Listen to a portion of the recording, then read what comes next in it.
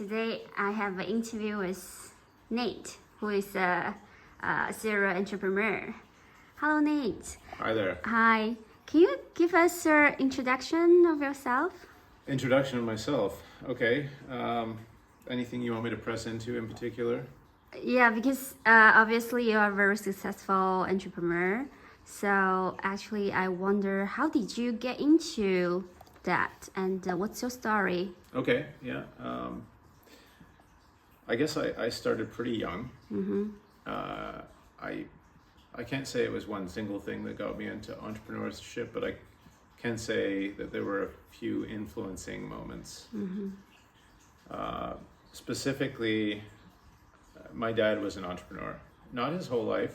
I think early on he worked as pharmaceutical general sales rep in the UK, and at some point he got into becoming doing entrepreneurial work, kind of as a freelancer, and that turned into an agency business doing communications. And I think I was around 14 or so, and he told me that he'll never work for anybody else again, and that intrigued me. And I thought, okay, well, why is that? I asked him why it was, and he said it's mostly about the freedom. He said, like, after you work for yourself, you realize anything else is somewhat like slavery. So you're always beholden to someone else's schedule, someone else's objectives. You know, if you're not, when you work for yourself, you can set your own rules. Yeah.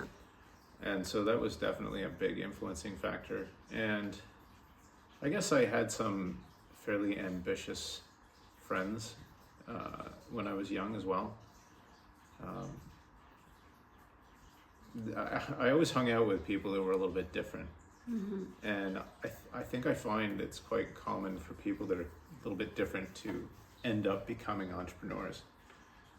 You know, you'll, just to give an example, I think so many immigrants in whatever country I've been living in, Canada was one of them when I was in my teens.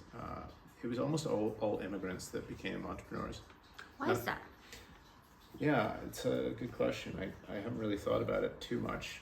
I think it partially comes from a lot of the when I say immigrants, a lot of the people that I'm thinking about, you know, come from poverty-stricken countries or developing nations, and that puts a fire under your ass to never be in that position again. I think some of that drive came from parents. Yeah. But also it's just natural. You know, like when you see opportunity, you go for it because that's your opportunity to get out of the situation and never be in that situation again. Yeah. So they see that value. Yeah. They don't take everything they have for granted as much. I think that's probably, you know, at least what I've noticed, drives immigrants. And I've seen it in various countries. You know, it's always the immigrants that are working the hardest. Yeah, agree. Yeah. Yeah. Also, I mean, U.S. especially. I think U.S. is a great country also because there are lots of immigrants there. Yeah, and I don't remember the statistic, but you know, like look at the percentage of new billionaires in the U.S. are mostly immigrants. Yeah. And the percentage that are, you know, generational Americans are fewer and fewer new billionaires. Yeah. Most of the generational money comes is generated through American generations. Yeah. Not immigrant generations. Right. So do you think motivation is probably the biggest reason? That's it. You know, necessity, I would say, even. Yeah. You know, right. Necessity is the mother of all inventors. Yeah. So because you always motivate to have your own business since you were a teenager, right? Yeah, yeah. I mean, the idea, well, I guess there was one other factor, but the idea that you could have this kind of freedom that so many people don't have. Then, and I don't know where this came from, but I had this idea from a very young age that retirement was going away. Yeah. And I didn't want to be in that position. I didn't want to have to depend on government funds to fund my older age. Yeah. Even from the time I was like maybe 13, I have no idea where that came from. But I'm sure it came from somewhere. But how did you find this opportunity? You have more than 10 business, right? Yeah.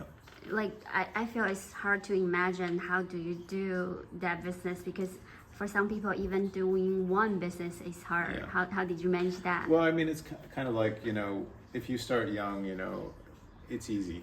It's You know, easy? like, if you start anything young, it's easy. You Yeah. never think about it. Like, I put together my first business when I was 15. Is that But it design? wasn't, today I wouldn't call it a business. Mm-hmm. I just went out and I talked with some of my dad's friends. I was good at IT style kind of work. Yeah. And I understood computers. I was obsessed with computers from a very young age, probably from the time I was 9, I think. And so by the time I was 14, I knew more than most people. That was a video game fueled obsession with computers. I loved taking things apart and putting them back together from the time I was 5, 4, 3, I don't know. But then, my dad bought this ancient computer when I was 10, and it couldn't run anything. It was a piece of shit at the time. So my friend had games running on his computer, and then I just had to figure out how to get these games that weren't designed for this ancient computer to run on my computer. And that fueled a lot of my early interest in computers, which then turned into I know more than most people, and that turned into helping people, and that turned into people paying me for helping them. Do you think the opportunities came to you, or you just go out to find this Yeah, opportunity? I think it was a mix. Mix. Yeah, yeah. I certainly had enough boldness to ask anybody if they needed help. I'd get a whiff of somebody Yeah. not being able to do something, and I'd say, hey, I know how to do that. And I think it might have grown organically without remembering specifically. I was helping people, and my dad's friends would just offer me money Oh. and say, how about I pay you $50 for this? I'm like, sure, that sounds good. It's great when you're 12 and someone's paying you $50. Yeah. And that turned into a number of clients when I was around 15. Yeah.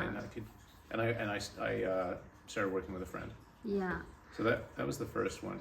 That's great. Actually, a little bit earlier than that, I was selling stuff in high school. That I loved doing that. I don't know why I loved doing that, but I loved making money off things that didn't cost me anything to produce. Yeah. So I was thinking about margins even when I was maybe 10. I was printing off how to make bomb cookbooks, handbooks, things like this on my dad's printer at home, and taking them to school and selling them to other kids. Yeah. I guess maybe. And my marketing was I made bombs and I took them to school, and everybody was super impressed. And they, how do you do that? I'm like, well, how about you buy one of these handbooks? It's got all the information in it. Okay. And I was selling those for $20 per, way back in the day. Yeah. Maybe you just have this business genetic. Maybe it's genetic, I don't know. Oh, maybe from your dad. I think it was mostly about curiosity and Yeah. understanding how people work and why somebody would want to Right. buy something. That's Right. always maybe been a little bit of a driver in the back of my mind. Right. But remember, you told me you have sold some like business Yeah. a couple years ago, right? Yeah, Which a is pretty couple of businesses. big. How did you start this successful business? Well, there were three that I've sold altogether. Yeah. I remember one's a software Yep. company. Yeah. Yeah. So the biggest exit was a software company, and that was maintenance software. That I started with three other founders. It wasn't my idea. I joined maybe a few months after they had already founded the company as a founder. And they were pretty much didn't know what they were doing at the time. They found you? It was a good friend of mine Okay. that I had been friends with since I was in my early teens. Oh. Yeah, so he tried to get me to join the business a couple of times, and I wasn't interested. And finally, I ran out of money Okay. because I had just moved from Finland to Canada. This was in 2009, and I was dead set on not joining the company. He's like, we'll make you a founder, and I just wasn't interested in that. Why not? Because I had this feeling that they were just about the money, and that didn't interest me so much. Oh, okay. So I always wanted to do things that drove me in terms of passion. But then I thought to myself, well, you know, if business is my passion, then I guess I can make it fit. Yeah. And, you know, the software that they were developing was not that interesting to me, but, you know, I have learned over the years that actually is the business itself, not the contents of the business that's interesting to me. So that was maintenance software. So software that runs, you know, any company that has a large number of assets that they need to maintain, like buildings or facilities or vehicles or, you know, construction equipment. Needs to be maintained on a regular basis, and they need a platform or system. And at the time in 2009, none of the competitors in that space were on the cloud. They were all localized server software, super complicated to set up and maintain. And so we brought SaaS, software as a service, in that sector as the first first company to do it. And we beat everybody else by at least a year and a half, maybe even 2 years. Wow. And at that point, we'd already made a pretty big name for ourselves.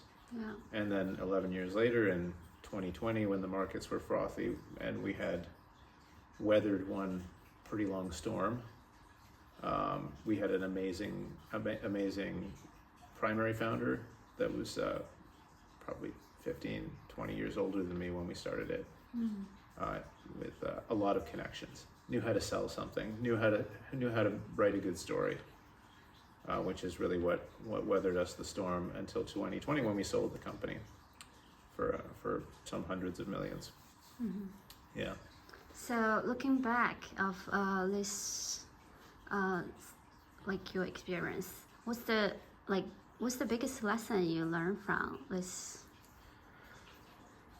That's a broad question. Yeah. So, like, because you already been through lots of successful companies. Yeah. So do you think there is something in common that makes you successful?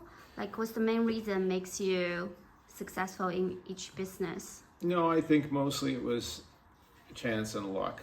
You know, this is what we were talking about in our last conversation, was that some people get lucky early on, but it's not the norm. Most people have to fail at least once, Right. probably twice or 3 times. Right. You know, and when you throw everything at the wall and then you fail, that's the best lesson. You usually only have to do that once. You know, I had some small failures, but I also had some early lucky successes. Right, actually sold 4 companies. I forgot about one. Yeah. Yeah, so that one I started in around 2001.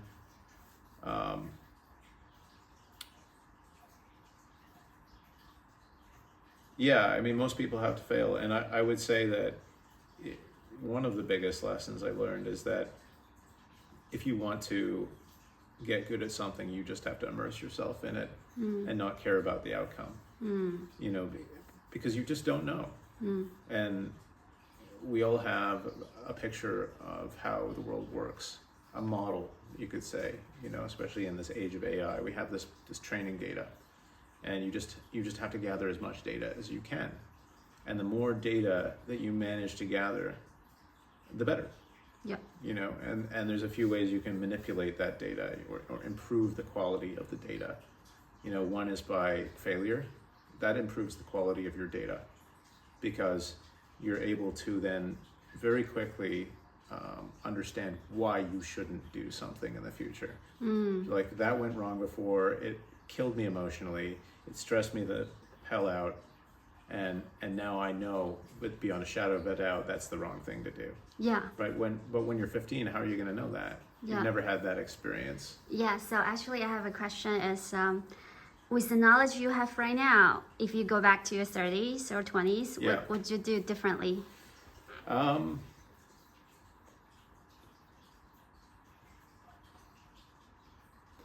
No, No? I wouldn't. No, because I went through the lessons that I had to learn. Yeah. You know, and I feel like life tends to give you the lessons that you need when you need them. And in fact, you know, if you're not ready for a lesson, you won't learn it anyway. So, you know, it works out pretty well. Yeah. So, if you know, if I would go back, there's one thing maybe I would tell myself not to stress out so much. There's no rush, Yeah. because it will happen. Yeah. You know, just keep on immersing yourself and keep on doing those things that you're interested in. Yeah. You know, and maybe I would have told myself to get better mentors, because that is another way you can improve your data, your input data, the quality of the information that's going into your head. You know, you go on YouTube and try and learn, you're gonna end up with all sorts of wrong information. Yeah. But if you have a high quality mentor or number of mentors, you know, that's a fantastic way to learn better. University is another great way to filter out some of the bad stuff. But when it comes to building a business, I think good solid business mentors, you know, that are at least 40 years old, that have been doing business their whole life, they know way more than even a university professor. Well, especially more than a university professor that's never done business in their lives.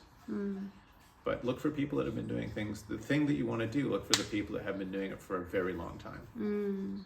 You know, they have an incredible amount of knowledge. And as you go through your life, that puzzle that you're piecing together, that model of the world that allows you to predict future events more accurately, gets more and more filled in.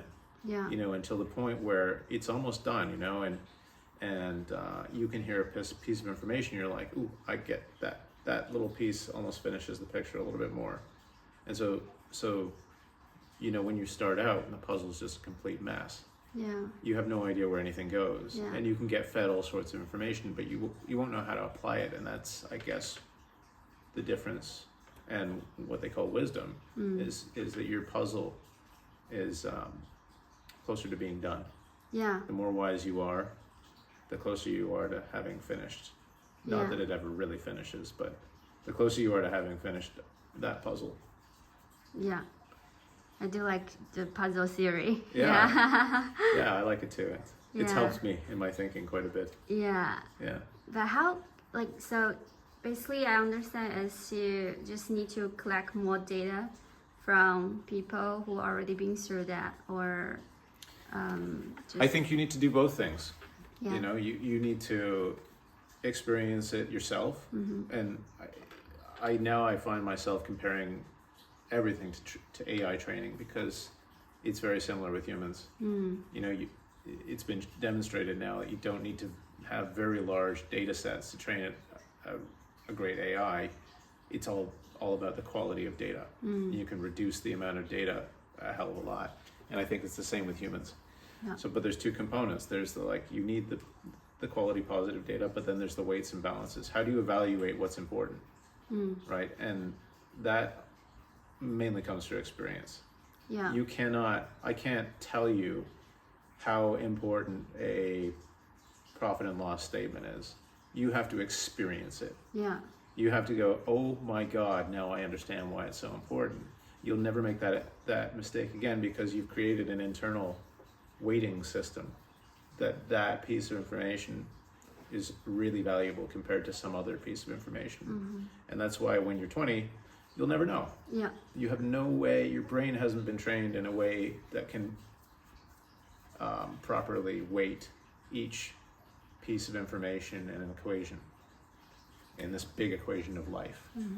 And the model that you have that helps you predict future events, which is so important in creating a successful business. Right. And you have to experience by yourself. You have to experience it, yeah. So that's why my advice for anybody is to go and immerse yourself as much as you can, and have fun doing it, because that's part of the journey. Yeah. You know, Right.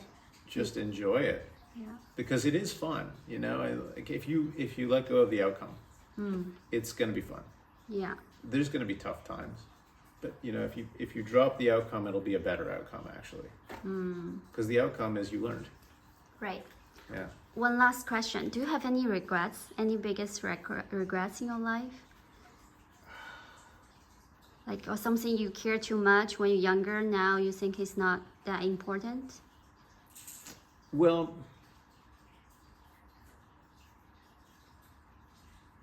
yeah, I probably should have been more bold in my own convictions, but I don't think that it would have been possible actually. I was bolder when I was quite young, but then I had some health issues, and I think that really took me down a notch where I had to step it back. And yeah, so I don't know if I could have done anything differently, even if I would have wanted to. So no, not really. I don't have any regrets. I started a lot of companies, many failures, and I find that they were all extremely valuable. Yeah. Yeah, just the mentors. I would have more mentors. I have a very good friend that has been very good friend since university, and we talk every day. And he's really sharp, and we sharpen our ideas with each other.